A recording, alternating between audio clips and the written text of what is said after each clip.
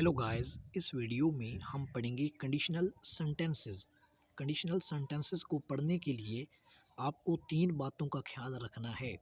पहली बात ये है कि कंडीशनल सेंटेंसेस को डिस्क्राइब करने के लिए हमारे पास दो सेंटेंसेस का होना ज़रूरी है।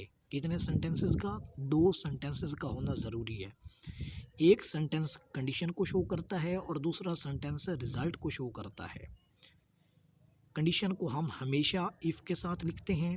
कंडीशन और रिज़ल्ट को हम सेपरेट करने के लिए, अलहदा करने के लिए कंडीशन और रिज़ल्ट के दरमियान कॉमा लगाते हैं। जैसे मैं आपको कहता हूँ, अगर बारिश हुई तो मैं कॉलेज नहीं जाऊँगा। ठीक है, अब कंडीशन क्या है? बारिश का होना, और कॉलेज का जाना क्या है? रिज़ल्ट।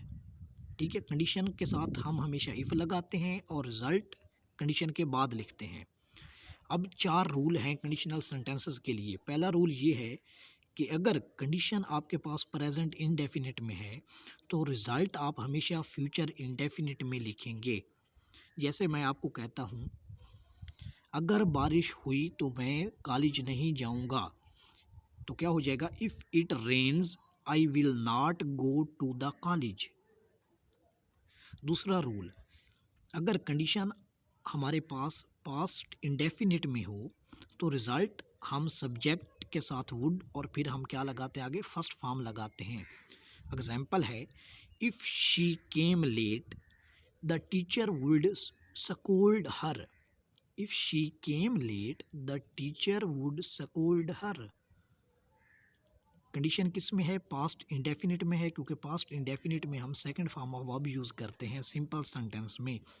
तो कंडीशन किसके साथ दी गई है? वुड और फर्स्ट फॉर्म के साथ।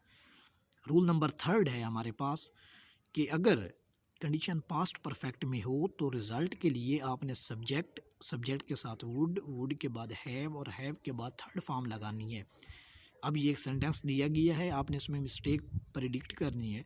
If she had told me I would have not come here, sorry came here. I would have not came here. तो हमारे पास जो करेक्ट हो जाएगा वो क्या होगा? If she had told me I would not have come hair.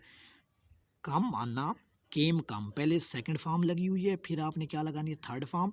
और ये नॉट जो है ये हम हमेशा हैव से पहले लिखेंगे, would not have come hair. तो हमने क्या पढ़ा? Conditional sentences. कंडीशनल सेंटेंसेस ऐसे सेंटेंसेस होते हैं जिनके लिए हमें एक नहीं बल्कि दो सेंटेंस की ज़रूरत पड़ती है। एक सेंटेंस कंडीशन को बताता है और दूसरा रिजल्ट को बताता है। कंडीशन हम हमेशा इफ़ के साथ लिखते हैं। कंडीशन और रिजल्ट को अलहदा करने के लिए हम कॉमा का इस्तेमाल करते हैं। फिर हमने पढ़ा कि अगर कंडीशन प्रेजेंट इंडेफिनिट में है तो रिजल्ट हम प्रेडिक्ट करेंगे फ्यूचर इंडेफिनिट में। अगर कंडीशन पास्ट इंडेफिनिट में है तो result subject plus would plus first form के साथ लिखेंगे। और अगर कंडीशन पास्ट परफेक्ट में दी गई है तो रिजल्ट के लिए हम subject plus would plus have plus third form लिखेंगे। आज के लिए इतना ही। अपनी नेक्स्ट वीडियो में हम कंडीशनल सेंटेंसेस को और डिटेल में पढ़ेंगे। तब तक आप इसको रिवाइज कर लीजिए। यूट्यूब चैनल पर पूरी लेक्चर सीरीज़ अवेलेबल है, आप वो भी देख सकते हैं। Thank you for watching. अल्लाह हाफिज़।